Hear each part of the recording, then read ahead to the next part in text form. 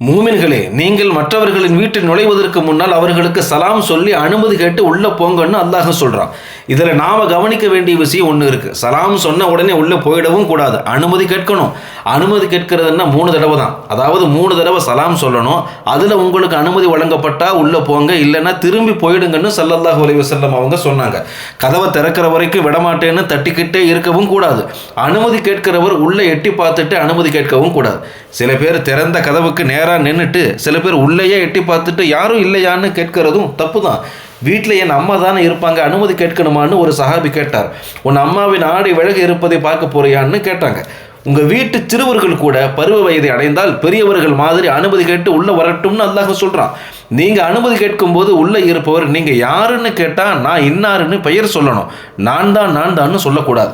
அப்படி சொல்கிறத ரசூலுல்லாஹி ஸல்லல்லாஹு அலைஹி வஸல்லம் அவங்க வெறுத்திருக்கிறாங்க.